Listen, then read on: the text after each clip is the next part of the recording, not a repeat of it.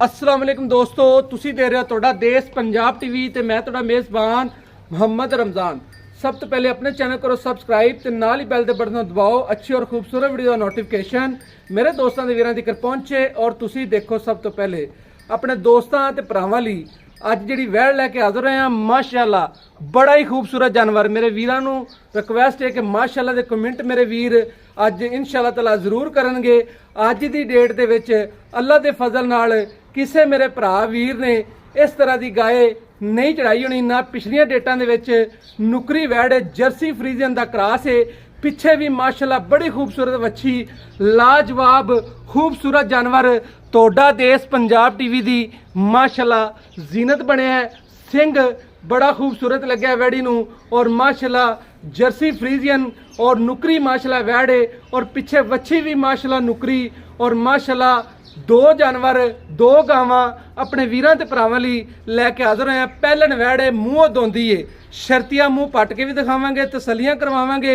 बाकी लेना देना हमेशा तरह मुकद्दर की गल है और अल्लाह के फजल नाल ताज़ा सूईए।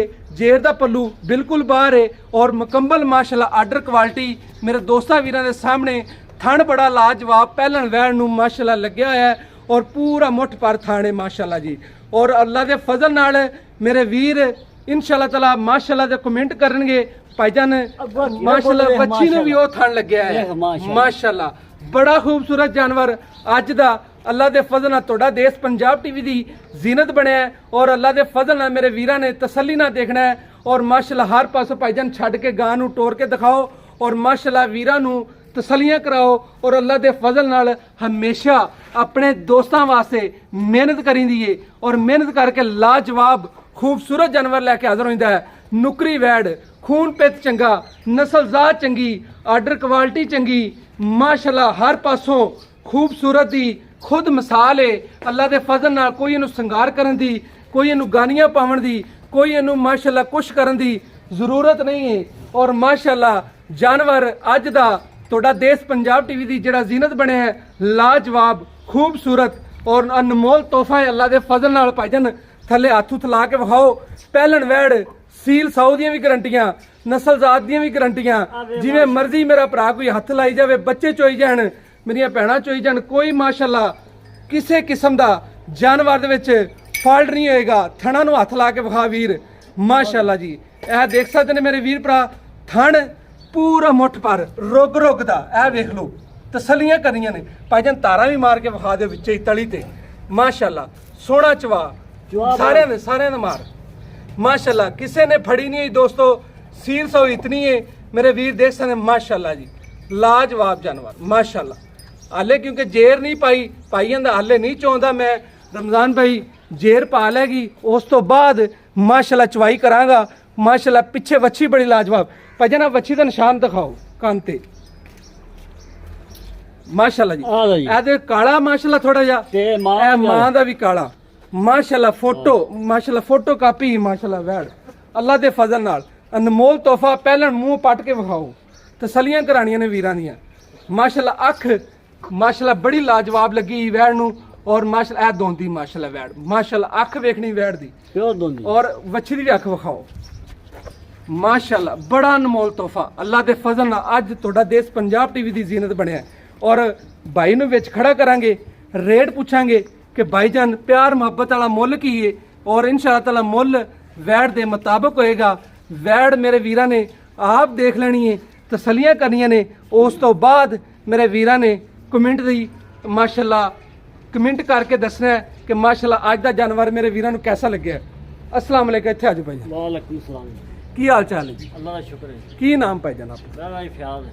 फयाज भाई, फयाज भाई तुहाडी पहली वीडियो लाने लगे हैं जी। अनमोल तोहफा है जी। तरीफा नूं मेरा भरा नहीं वेखना जी। चीज़ माशाअल्लाह साफ सुथरी है और अल्लाह किसी के भरा दे मुकद्दर करे, नसीब करे, जिंदे भी करे गई इंशाअल्लाह। जेड़े पिंड कई लोग खलो के वेखणगे, इन्ना को मैनूं पता है जी इंशाअल्लाह अल्लाह दे खुद नाल। ते भाईजान इहदियां की गारंटियां ने? इहदियां गारंटियां ने जी वैड़ दियां। हां जी। दुध मनो की गारंटी है? दुध लाला जी दुध आंदा जी कत्ते पाए। हां जी। नाले पहलणे मूंह ही दोंदी है जी जी।